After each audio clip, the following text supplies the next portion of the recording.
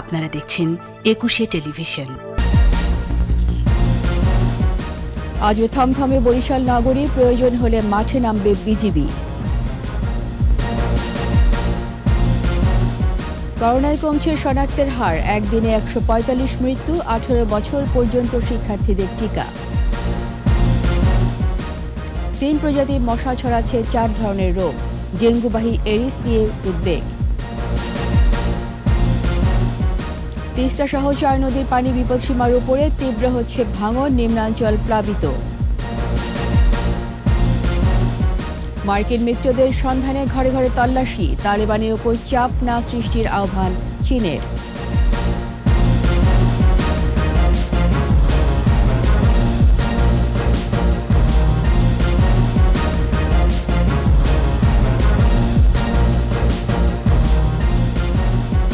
ছিলেন first security ইসলামী bank limited সংবাদ শিরোনাম। আমন্ত্রণ রাত ১১টার ২১শে সংবাদে।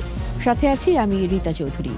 দর্শক, ২১শে টেলিভিশনের সংবাদ একই সাথে সরাসরি দেখতে পাবেন আমাদের ফেসবুক পেজ www.facebook.com/2124 অনলাইনে। আজও থমথমে বরিশাল নগরী। বিভাগীয় কমিশনার জানিয়েছেন, পরিস্থিতি শান্ত থাকায় আপাতত বিজিবি মোতায়েন করা হচ্ছে না। এই ঘটনায় গ্রেপ্তার আওয়ামী লীগ ও ছাত্রলীগের ১৫ নেতাকর্মীকে কারাগারে পাঠানো হয়েছে। বরিশাল প্রতিনিধি সুখেন্দু এদবরের সহায়তায় আরও জানাচ্ছেন সমর ইসলাম। শুক্রবার সকাল থেকেই নগরীর রাস্তাঘাট ফাঁকা, যান চলাচলও কম, তবে সড়কে বাড়ানো হয়েছে পুলিশের টহল। পোস্টার সরানো নিয়ে সংঘর্ষের ঘটনায় ইউনো ও পুলিশের করা ২ মামলাতেই সিটি মেয়র সেরনিয়াবাদ সাদিক আব্দুল্লাহকে প্রধান আসামি করা হয়েছে। তবে মেয়রের বাসার সামনে থেকে আইনশৃঙ্খলা রক্ষাকারী বাহিনীর অতিরিক্ত সদস্য সরিয়ে নেওয়া হয়েছে।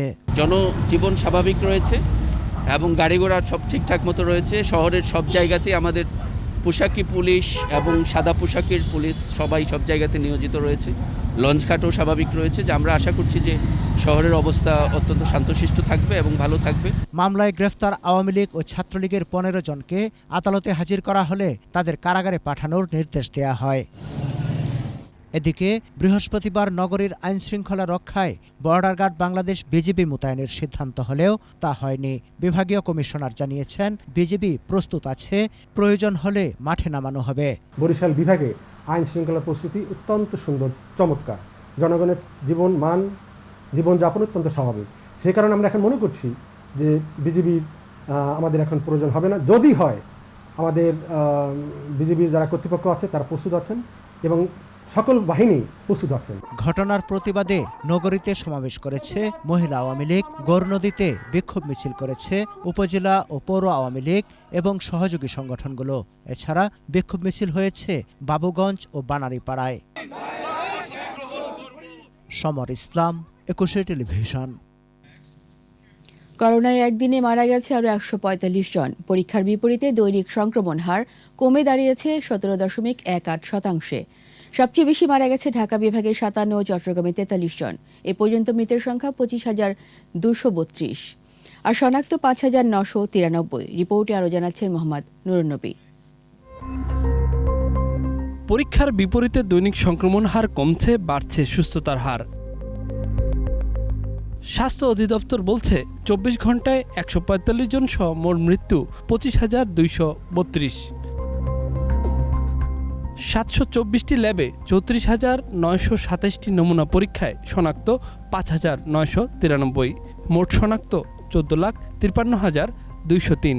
নতুন ১০,৫৭৪ জন সহ সুস্থ হয়েছে ১৩,৪৭,৭৫৫। পরীক্ষার বিপরীতে দৈনিক সংক্রমণ হার কমে দাঁড়িয়েছে ১৭.১৮%। মৃত্যুর হার ১.৭২ ও সুস্থতার হার ৯২.৭৪%। একদিনে ৬১ থেকে ৭০ বছর বয়সী মারা গেছে ৫২ জন। ৫১ থেকে ৬০ বছরে ১৯ জন এবং ৭১ থেকে ৮০ জনে ২৮ জনের মৃত্যু হয়েছে। পুরুষ মৃত্যুর হার ৬৫.৫২% ও নারী ৩৪.৪৮%। ২৪ ঘন্টায় সুস্থ হয়েছে ১০,৫৭৪ জন। সুস্থতার হার ৯২.৭৪%। মোহাম্মদ নুরুন্নবী, ২১শে টেলিভিশন, ঢাকা। 18 বছর বা তার বেশি বয়সী শিক্ষার্থীরা করোনা টিকার জন্য নিবন্ধন করার সুযোগ পাচ্ছেন সুরক্ষা অ্যাপে। স্বাস্থ্য অধিদপ্তর জানিয়েছে, কোভিডের টিকা নিবন্ধনের জন্য সুরক্ষা অ্যাপের পরিচয় যাচাই অপশনে 18 বছর বা তার চেয়ে বেশি বয়সী শিক্ষার্থীদের জন্য নতুন একটি অপশন খোলা হয়েছে। অ্যাপে গিয়ে ফর্ম পূরণের সময় পেশার ঘরের শিক্ষার্থী এবং শিক্ষা প্রতিষ্ঠানের নাম দিতে হবে। সংক্রমণ ছড়িয়ে পড়ার পর গত বছরের মার্চ থেকে সব শিক্ষা প্রতিষ্ঠান বন্ধ রয়েছে। কয়েকবার খোলার চেষ্টা চালালেও পরিস্থিতির উন্নতি না হওয়ায় ছুটি বাড়ানো হয়।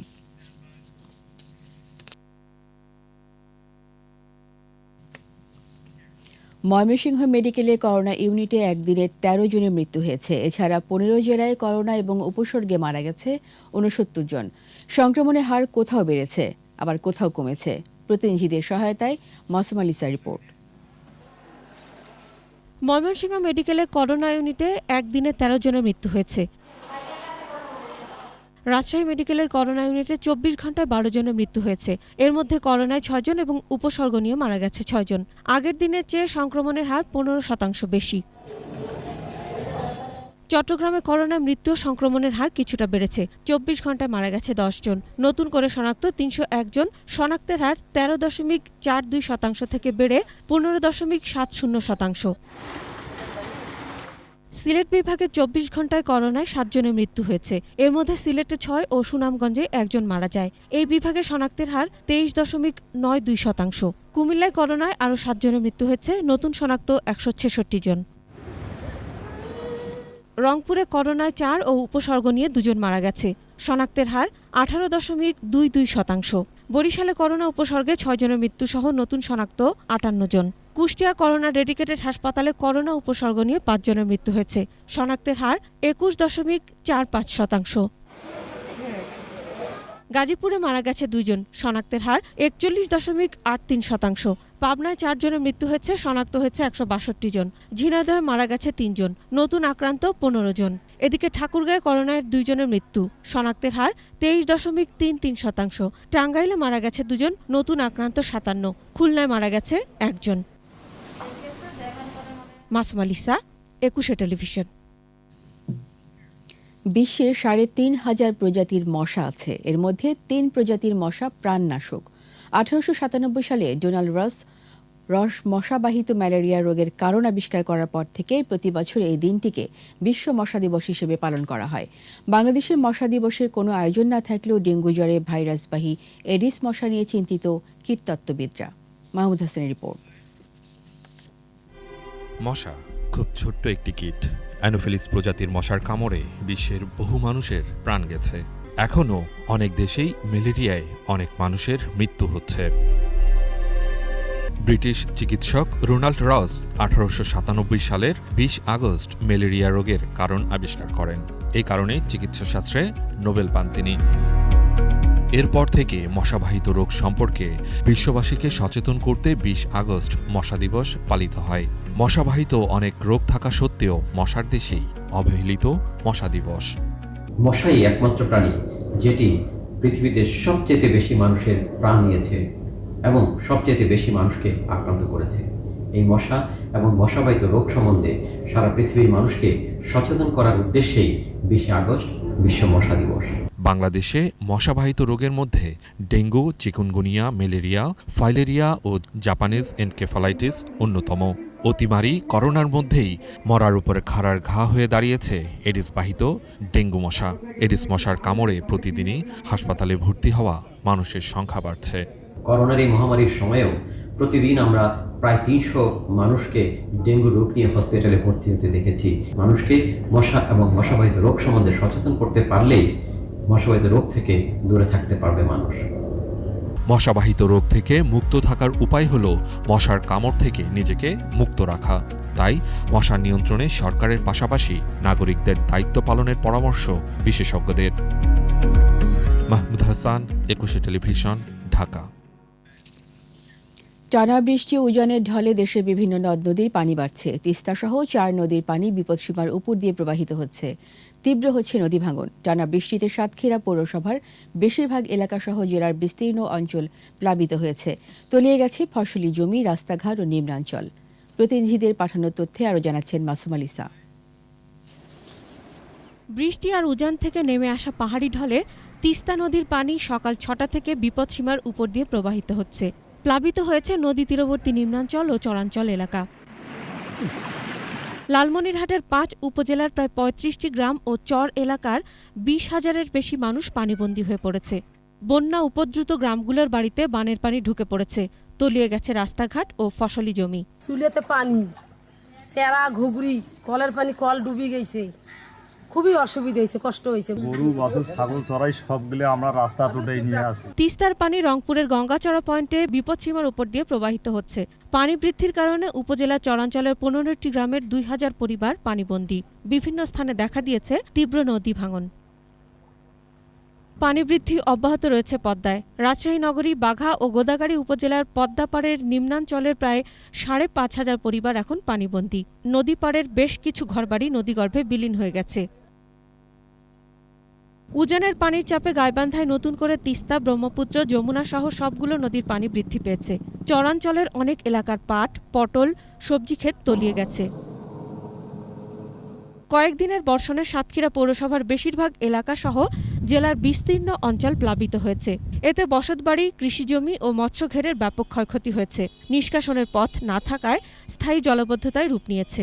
অতিবৃষ্টির কারণে আমাদের আমন বীজতলা, রূপা আমন ক্ষেত, আউশ এবং কিছু সবজি নষ্ট হয়ে গেছে। মাসুমা লিসা, ২১ টেলিভিশন। আফগানিস্তান পরিস্থিতি। ন্যাটো বাহিনী ও আশরাফ গনি সরকারের সাথে কাজ করা আফগানদের বাড়ি বাড়ি গিয়ে খুঁজছে সশস্ত্র তালেবানরা। জাতিসংঘের প্রতিবেদনে বলা হয়েছে, তালেবান জঙ্গিরা বাড়ি বাড়ি গিয়ে তাদের পরিবারের সদস্যদের হুমকি দিচ্ছে। তালেবানের কথা ও কাজে মিল না থাকায় আফগানিস্তান জুড়ে এখন ভয়ের পরিবেশ। এ অবস্থায় কাবুল সহ বিভিন্ন স্থানে তালেবান বিরোধী বিক্ষোভ হচ্ছে। এদিকে আফগানিস্তান পুনর্গঠনে চীনকে পাশে চায় তালেবান, আর আফগানিস্তানের উপর চাপ সৃষ্টি না করার আহ্বান জানিয়েছে চীন। আরও জানাচ্ছেন আজহারুল ইসলাম। সাধারণ ক্ষমা ঘোষণা করে বিরোধীদের ওপর প্রতিশোধ না নেয়ার কথা বলে আসছিল আফগানিস্তানের রাষ্ট্র ক্ষমতা দখল করা তালেবান। বিশ্বকে তারা আশ্বস্ত করার চেষ্টা করছিল এই তালেবান ও ২০০১ পূর্ববর্তী তালেবান এক নয়, কিন্তু সেটি এখন কথার কথা, মিল খুঁজে পাওয়া যাচ্ছে না কথা ও কাজে। নরওয়ের সেন্টার ফর গ্লোবাল অ্যানালাইসিসের একটি গোপন নথি এই তথ্যই দিচ্ছে তালেবানরা মার্কিন ও ন্যাটো সহযোগীদের লক্ষ্য বানিয়েছে। আর এই সংখ্যা নেহাত কম নয়। তাদের জীবন এখন যে সংশয়ে তাও স্পষ্ট। ন্যাটো বাহিনীর ও আগের সরকারের সাথে কাজ করা ব্যক্তিদের বাড়ি বাড়ি গিয়ে হন্যে হয়ে খুঁজছে জঙ্গিরা। না পেয়ে তাদের স্বজনদের হুমকি ধামকি দিচ্ছে। কাবুল সহ বিভিন্ন শহরে জাতীয় পতাকা নিয়ে তালেবান বিরোধী বিক্ষোভও হয়েছে। আসাদাবাদে আহত হওয়ার খবর পাওয়া গেছে। তালেবানরা এরই মধ্যে কয়েক হাজার মার্কিন সেনাযান, ৩০ থেকে ৪০টি এয়ারক্রাফট এবং কয়েক হাজার ছোট অস্ত্র নিজেদের নিয়ন্ত্রণে নিয়েছে। এদিকে আফগানিস্তান পুনর্গঠনে চীন ভূমিকা রাখতে পারে বলে জানিয়েছে তালেবান মুখপাত্র সুহাইল শাহিন। দেশটিতে শান্তি আনতে চীন গঠনমূলক ভূমিকা রাখছে বলেও মন্তব্য করেন তিনি। আর আফগানিস্তানের ওপর চাপ সৃষ্টি না করতে আন্তর্জাতিক সম্প্রদায়ের প্রতি আহ্বান জানিয়েছে চীন। অশান্ত আফগানিস্তানের ১,৪০,০০,০০০ আফগান খাদ্য সংকটে ভুগছে বলে সতর্ক করছে জাতিসংঘ। এই অবস্থায় দেশের ঐক্য ধরে রাখার আহ্বান জানাতে ইমামদের অনুরোধ করেছে তালেবান। এদিকে আফগানিস্তানে ফেসবুক ব্যবহারকারীদের জন্য বন্ধুদের তালিকা দেখার সুবিধা সাময়িকভাবে বন্ধ করেছে ফেসবুক কর্তৃপক্ষ। ব্যবহারকারীদের জন্য অ্যাকাউন্টগুলো আরও সুরক্ষিত রাখতে এ ব্যবস্থা চালু করা হয়েছে। আজহারুল ইসলাম, ২১ টেলিভিশন। নিচি সংবাদ বিরতি। যখন ফিরছি তখন অন্যান্য খবরের সঙ্গে আরও থাকবে চিনি, ডাল, ডিমের বাজার চড়া, সবজিতেও নেই স্বস্তি, কমছে কাঁচা মরিচের ঝাল। ধর্মীয় ভাব গাম্ভীর্যে পবিত্র আশুরা পালন, সীমিত তাজিয়া মিছিলে শোকের মাতম। আবার আমন্ত্রণ রাত ১১টার ২১ সংবাদে। জাতির পিতা বঙ্গবন্ধু শেখ মুজিবুর রহমানের হত্যার সাথে জিয়াউর রহমান শুধু জড়িতই ছিলেন না, রুদ্ধও করেছিলেন বিচারের পথ, বলেছেন তথ্য ও সম্প্রচার মন্ত্রী ডক্টর হাসান মাহমুদ। রাজধানীতে জাতীয় শোক দিবসের অনুষ্ঠান থেকে জিয়ার মরণোত্তর বিচারের দাবিও ওঠে। বিস্তারিত জানাচ্ছেন রিয়াজ সুমন। ঢাকা মহানগর উত্তর আওয়ামী লীগের উদ্যোগে রাজধানীর মিরপুরে জাতীয় শোক দিবস উপলক্ষে অসহায় মানুষের মাঝে ত্রাণ বিতরণ কার্যক্রম।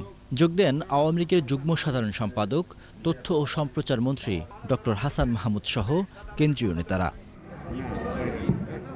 বক্তব্যে ডক্টর হাসান মাহমুদ জাতির পিতার হত্যার সাথে জড়িত থাকা ও পরে বিচারের পথ রুদ্ধ করার অভিযোগে জিয়ার মরণোত্তর বিচারের দাবি করেন। জিয়া রহমান শুধু বঙ্গবন্ধুর হত্যাকাণ্ডের সাথে যুক্ত ছিল তা নয়, জিয়া রহমান বঙ্গবন্ধুর হত্যাকাণ্ডের বিচার যাতে না হয় আইন পাশ করে হত্যাকাণ্ডের বিচারের পথ রুদ্ধ করেছিল। বঙ্গবন্ধু অ্যাভিনিউয়ে ঢাকা মহানগর উত্তর যুবলীগ আয়োজিত জাতীয় শোক দিবস উপলক্ষে আলোচনা সভায় যুবলীগ চেয়ারম্যান শেখ ফজলে শামস পরশ বলেন, মুক্তিযুদ্ধের চেতনাকে নস্যাৎ করতেই সংগঠিত হয়েছিল 15 আগস্টের নির্মম হত্যাযজ্ঞ। 15 আগস্ট ছিল জাতিকে ধ্বংস করার নীল নকশা। 15 আগস্ট ছিল বাঙালি স্বাধীনতার সংগ্রামকে অস্বীকার করা এবং এর প্রতিশোধ নেওয়া। জাতীয় শোক দিবস উপলক্ষে বাংলাদেশ ছাত্রলীগ ঢাকা মহানগর দক্ষিণের আলোচনা সভায় নেপথ্যের কুশীলবদের খুঁজে পেতে অবিলম্বে কমিশন গঠনের দাবি ওঠে। বঙ্গবন্ধুর সেই আসল খুনির সাথে আরও যারা খুনি পিছনে যারা কলকাঠি নিয়েছেন তাদেরকেও মুখ উন্মোচন হওয়া উচিত। এদিকে শোক দিবস উপলক্ষে রাজধানীর বংশাল থানা কৃষক লীগের উদ্যোগে অসহায় মানুষের মাঝে খাদ্য সামগ্রী বিতরণ করেন সংগঠনের কেন্দ্রীয় সভাপতি সমীর চন্দ। রিয়াজ সুমন, একুশে টেলিভিশন, ঢাকা। বরিশালের সংঘর্ষই প্রমাণ করে সরকার দেশ চালাতে ব্যর্থ হয়েছে, এমন মন্তব্য করেছেন বিএনপি মহাসচিব মির্জা ফখরুল ইসলাম আলমগীর। দলটির প্রয়াত নেতা ব্যারিস্টার আব্দুল সালাম তালুকদারের মৃত্যুবার্ষিকী উপলক্ষে ভার্চুয়াল আলোচনায় তিনি একথা বলেন। তাদের সঙ্গে প্রশাসনের সম্মুখ যুদ্ধ শুরু হয়েছে। একটি জায়গায় না, শুধু বরিশালে না, ইতিপূর্বে অনেক জায়গায় আমরা দেখেছি যে প্রশাসনের সঙ্গে আপনার আওয়ামী লীগের যারা দায়িত্বে আছেন তাদের আপনার সংঘর্ষ হচ্ছে, সংঘাত হচ্ছে। এটা একটা লক্ষণ যে বাংলাদেশ যে বর্তমানে রাষ্ট্র হিসেবে যে ব্যর্থ হচ্ছে তার একটা লক্ষণ এটা। সপ্তাহের ব্যবধানে বেড়েছে চিনি, ডাল, ডিম ও মুরগির দাম। সবজির বাজারও চড়া, তবে কমেছে কাঁচা মরিচের দর। আগের বাড়তি দামে বিক্রি হচ্ছে চাল।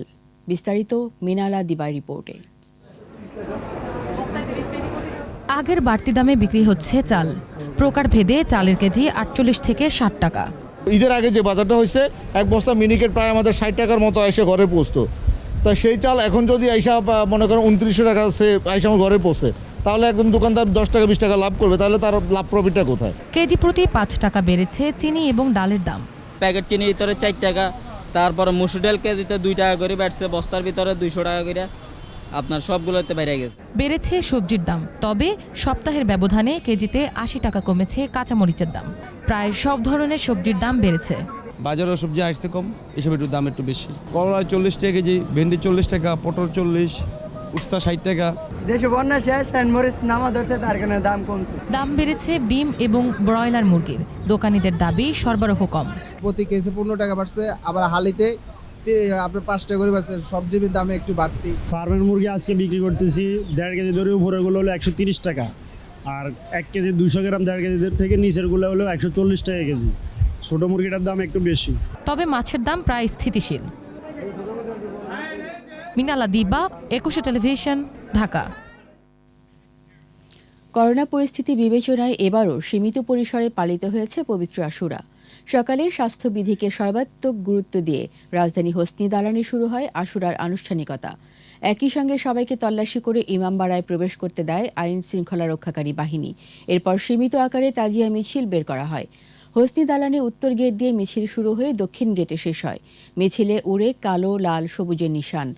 এ সময় অংশগ্রহণকারীদের হাই হোসেন মাতমে মুখর হয়ে ওঠে পুরো হোসনি দালান চত্বর।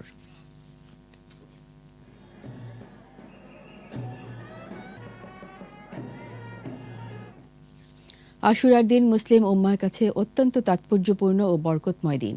কারবালা প্রান্তরে হযরত হুসাইন রহমতুল্লাহ আলাইহির শাহাদাত বরণ ছাড়াও অনেক গুরুত্বপূর্ণ ঘটনা রয়েছে এদিনে। এদিনেই মহান আল্লাহ আসমান জমিন সহ পুরো বিশ্ব ব্রহ্মাণ্ড সৃষ্টি করেছেন। এছাড়া অনেক নবীর দোয়া কবুল করে বিপদ থেকে মুক্তিও দিয়েছেন এদিনে। মুফিউর রহমানের রিপোর্ট। হিজরি বর্ষপঞ্জিতে প্রত্যেকটি মাস নির্ধারিত হয় চাঁদ দেখার ওপর নির্ভর করেই। এর মধ্যে বিশেষ তাৎপর্যপূর্ণ 4টি মাস জিলকদ, জিলহজ, মহরম ও সফর। মানবজাতির জন্মলগ্ন থেকেই নানা ঘটনা প্রবাহের ঐতিহ্য বহন করছে পবিত্র মহরম মাস। মুসলিম সহ প্রায় সব ধর্মের অনুসারীদের কাছেই রয়েছে এ মাসের বিশেষ গুরুত্ব। ইসলামিক ঘটনাপঞ্জিতে অনেক ঐতিহাসিক ঘটনা ও হৃদয়বিদারক কাহিনীর সাক্ষী এই মহরম মাস। উল্লেখযোগ্য ঘটনার মধ্যে রয়েছে আকাশ, জমিন, পাহাড়, পর্বত সহ সবকিছুর সৃষ্টি, প্রথম মানব হজরত আদম আলাহিসাল্লামকে সৃষ্টি, নূহ আলাহিসাল্লামের মহাপ্লাবন শেষে জুদি পাহাড়ে অবতরণ, হজরত ইব্রাহিম আলাহিসাল্লামের নমরুদের প্রজ্বলিত অগ্নিকুণ্ড থেকে মুক্তিলাভ, দীর্ঘ 18 বছর রোগ ভোগের পর হজরত আয়ুব আলাহিসাল্লামের দুরারোগ্য ব্যাধি থেকে মুক্তিলাভ, হজরত ঈসা আলাইহিসসালামকে পৃথিবী থেকে উঠিয়ে নিয়েছেন। এ ধরনের অসংখ্য ঘটনা প্রবাহ এই মাসেই সংঘটিত হয়েছে। এগুলো সব হচ্ছে ঘটনা প্রবাহ, এগুলো সব হচ্ছে বিপদ থেকে মুক্তি। এছাড়া মহান আল্লাহ ফিরাউন সম্প্রদায়কে নীল নদে ডুবিয়ে হজরত মুসা আলাহিসাল্লামকে নিষ্কৃতি দিয়েছেন এই দিনে। আর 61 হিজরির এই দিনে কারবালা প্রান্তরে জালিম শাসক ইয়াজিদের হাতে হজরত মোহাম্মদ সাল্লাল্লাহু সাল্লামের দৌহিত্র হজরত হোসাইন রাদিয়াল্লাহু তাআলা শাহাদাত বরণ করেন। আমিরে মুয়াবিয়ার যে সন্তান ছিল অর্থাৎ ইয়াজিদ, তার নেতৃত্বে সেই মুসলিম সমাজ, মুসলিম রাষ্ট্র পরিচালিত হোক সেটা তিনি চাননি। হোসেন রাদিয়াল্লাহু তাআলা আনহু তার ক্ষমতা মানেননি, তিনি যার কারণে এই প্রপোজাল নিয়ে তিনি যখন পর্যায়ক্রমে আসলেন তাকে আটকে ফেলা হলো, পানি থেকে বিরত রাখা হলো, ধীরে ধীরে 76 জন মানুষকে শাহাদাতের পানি পান করতে হয়েছিল। মহরমের এই দিন সহ 2 দিন রোজা রাখা ও নফল ইবাদত করার তাগিদ দিয়েছেন ইসলামী চিন্তাবিদরা। মফিউর রহমান, 21 টেলিভিশন, ঢাকা। এবার শোকাবহ আগস্ট।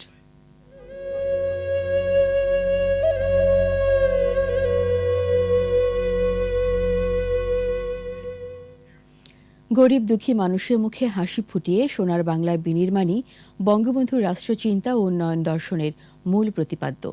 প্রাধান্য ছিল সমবায়, কৃষি, শিক্ষা আর ব্যক্তিখাতের বিনিয়োগে। এর জন্য প্রশাসনকে বিকেন্দ্রীকরণ করে 61 জেলায় গভর্নর নিয়োগ দিয়েছিলেন জাতির পিতা বঙ্গবন্ধু শেখ মুজিবুর রহমান। তৌহিদুর রহমানের রিপোর্ট।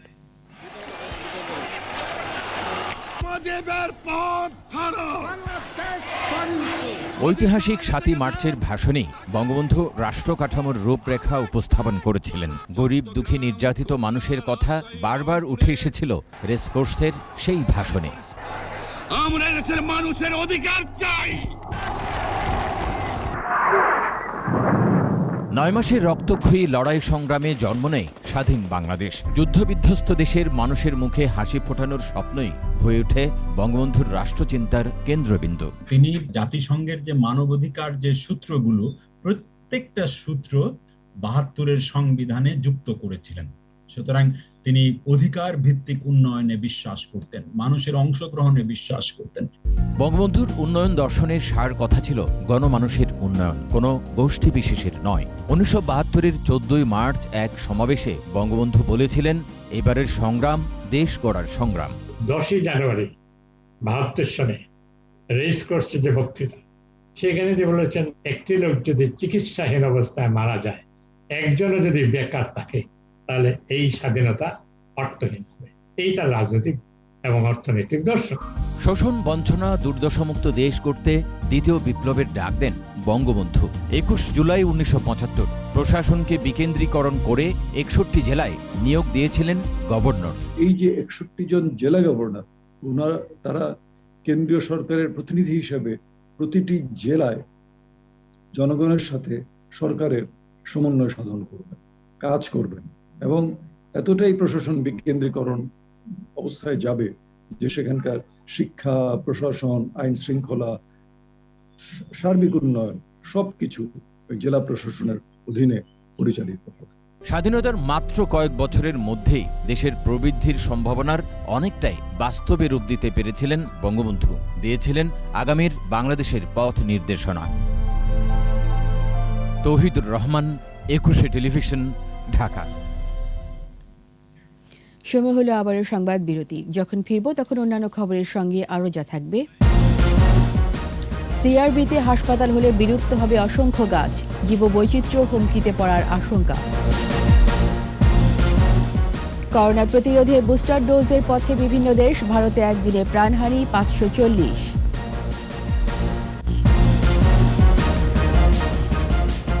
আমন্ত্রণ আবারও রাত 11টার 21 সংবাদে। চট্টগ্রামে সিআরবিতে হাসপাতাল নির্মাণ করা হলে কাটা পড়বে শতবর্ষী অনেক গাছ। এতে কয়েক প্রজাতির গাছ বিলুপ্ত হতে পারে বলে আশঙ্কা বিশেষজ্ঞদের। এমনকি জীববৈচিত্র্যেও হুমকিতে পড়তে পারে বলে জানান তারা। বিপ্লব মজুমদারের ক্যামেরায় একরামুল হকের প্রতিবেদন, জানাচ্ছেন মুশফিকা নাজনীন। সিআরবি এলাকায় শতবর্ষী গাছগুলি গবেষণা চালিয়ে 197 প্রজাতির গাছের অস্তিত্ব পেয়েছেন চট্টগ্রাম বিশ্ববিদ্যালয়ের উদ্ভিদ বিভাগের শিক্ষক ও শিক্ষার্থীরা। এর মধ্যে 154 প্রজাতির গাছ ঔষধি, রয়েছে অসংখ্য প্রজাতির পাখিও। হাসপাতাল নির্মিত হলে এসব উদ্ভিদ ও পাখি থাকবে না, বলছেন নাগরিক সমাজের প্রতিনিধিরা। 9টি প্রজাতি পেয়েছি আমরা বিপন্ন, অর্থাৎ এটা থ্রেটেন ক্যাটাগরিতে পড়ে গেছে, যে কোনো সময় পরিবেশ থেকে বিলুপ্ত হতে পারে। আরও গুরুত্বপূর্ণ বিষয় হচ্ছে এখানে 50টির অধিক প্রজাতি আমরা পেয়েছি যেগুলো ভবিষ্যতে আপনার বিলুপ্ত হতে পারে যদি এখনই আমরা সংরক্ষণের ব্যবস্থা করতে না পারি। প্রকৃতি ও জীববৈচিত্র্য রক্ষায় হাসপাতাল নির্মাণ বন্ধের আহ্বান জানান গবেষকরা। গোটা সিআরবি এলাকাটাকে তারা নিয়ে নেবে, যেখানে এখন প্রাকৃতিক অক্সিজেনের একটা কেন্দ্রভূমি, সেটা ধ্বংস হয়ে যাবে। সেখানের আশেপাশের জনগণের স্বাস্থ্য বা জনস্বাস্থ্য দারুণ হুমকির মুখে পড়বে। প্রাকৃতিক সৌন্দর্যকে নষ্ট করার জন্য যারা চেষ্টা করছেন তাদের প্রতি অনুরোধ থাকবে, আপনার সিআরবি একটা হাসপাতাল, একটা প্রাইভেট হাসপাতাল, সেটাকে আপনারা টেন্ডার বলছেন রেলওয়ের যে কোনো জায়গায় নিয়ে হবে, আপনারা নিয়ে যান। আর রেল মন্ত্রণালয় সম্পর্কিত সংসদীয় স্থায়ী কমিটির সভাপতি এবিএম ফজলে করিম চৌধুরী জানান, সিআরবির আরও উন্নয়ন প্রয়োজন। আমরা যারা দায়িত্বে আছি আমাদের কেউ কাজ করে কেউ করে না, এটা বিবেকের কাছে লাগে আর কি। আমরা চাই যে সবাই মিলে একটা জয়েন্ট এফোর্ট দিয়ে আমরা যেমন কাজগুলো করতে পারি। হাসপাতাল নির্মিত হলে নগরবাসীর জন্য মুক্ত বাতাস নেওয়ার জায়গা আর থাকবে না বলে আশঙ্কা প্রকৃতি প্রেমীদের। Mushfika Nazneen, 21 television. 21 August grenade হামলার মূল পরিকল্পনাকারী তারেক রহমানকে দেশে ফিরিয়ে এনে রায় কার্যকরের দাবি জানিয়েছেন ঢাকা দক্ষিণ সিটির সাবেক মেয়র সাঈদ খোকন। জাতীয় প্রেস ক্লাবে এক আলোচনায় তিনি বলেন, রাষ্ট্রযন্ত্র ব্যবহারের মাধ্যমে এ ধরনের ঘৃণ্য অপরাধ করে লন্ডনে আয়েশি জীবনযাপন করছে তারেক রহমান। তাকে দ্রুত দেশে এনে বিচারে মুখোমুখি করার দাবি জানান তিনি। 21 আগস্টের মতো ঘটনার পুনরাবৃত্তি যাতে আর না হয় সেজন্য সবাইকে সজাগ থাকারও আহ্বান জানান সাঈদ খোকন। যে লোকটি এই ঘটনাটা ঘটানোর জন্য রাষ্ট্রযন্ত্র ব্যবহার করলো, মূল পরিকল্পনা করলো, আমাদের রক্তে বন্যা বইয়ে দিল, লন্ডনে বসে আরাম আয়েশে জীবন কাটাচ্ছে, এটা কিভাবে সম্ভব? তারেক রহমানকে লন্ডন থেকে ফিরিয়ে এনে তার রায় কার্যকর করা হোক। হিন্দু আইন নিয়ে যারা চক্রান্ত করছে তাদের বিরুদ্ধে ব্যবস্থা নিতে সরকারের প্রতি আহ্বান জানিয়েছে হিন্দু সম্প্রদায়ের নেতারা। জাতীয় প্রেস ক্লাবের সামনে হিন্দু আইন পরিবর্তন প্রতিরোধ কমিটি আয়োজিত মানববন্ধনে বক্তারা বলেন, যুগ যুগ ধরে শাস্ত্রীয় বিধানে সনাতন সমাজের মানুষ শান্তিতে বসবাস করছে। কিছু এনজিও সহ একটি কুচক্রী মহলের ইন্ধনে হিন্দু সম্প্রদায়কে উৎখাত করতেই এই ষড়যন্ত্র বলে অভিযোগ তাদের। দেশের বিভিন্ন স্থানে হিন্দুদের উপর হামলা ও নির্যাতনকারীদের বিচারের আওতায় আনারও দাবি জানান বক্তারা।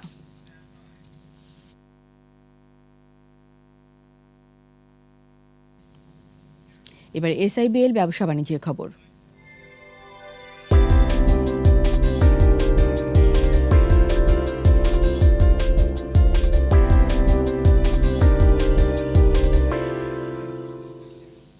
দিনাজপুরে হিলিতে চালের দাম কমেছে কেজিতে 2 থেকে 4 টাকা। ভারত থেকে আমদানির খবরে মিল মালিকরা মজুত করা চাল ছেড়ে দেয়ায় চালের দাম কমতে শুরু করেছে। 28 জাতের চাল 46 টাকা, মিনিকেট 50 থেকে 52 টাকা কেজি দরে বিক্রি হচ্ছে। চালের দাম কিছুটা কমায় স্বস্তি ফিরেছে নিম্ন আয়ের মানুষের।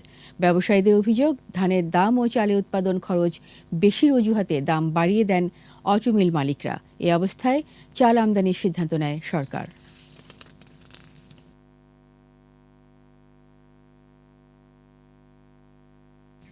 আর এরই সাথে শেষ করছি রাতের 11টার 21 সংবাদ। যাওয়ার আগে ফার্স্ট সিকিউরিটি ইসলামী ব্যাংক লিমিটেড সংবাদ শিরোনামগুলো আরও একবার। আজও থমথমে বরিশাল নগরী, প্রয়োজন হলে মাঠে নামবে বিজিবি। করোনায় কমছে শনাক্তের হার, একদিনে 145 মৃত্যু, 18 বছর বয়স পর্যন্ত শিক্ষার্থীদের টিকা। 3 প্রজাতির মশা ছড়াচ্ছে 4 ধরনের রোগ, ডেঙ্গুবাহী এডিস, উদ্বেগ। তিস্তা সহ 4 নদীর পানি বিপদসীমার উপরে, তীব্র হচ্ছে ভাঙন, নিম্নাঞ্চল প্লাবিত। মার্কিন মিত্রদের সন্ধানে ঘরে ঘরে তল্লাশি, তালেবানের ওপর চাপ সৃষ্টি না করার আহ্বান চীনের।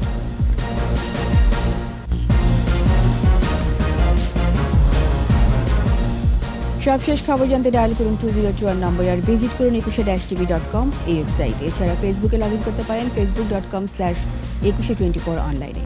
পরের সংবাদ রাত 1টায় দেখার আমন্ত্রণ রইল। ধন্যবাদ।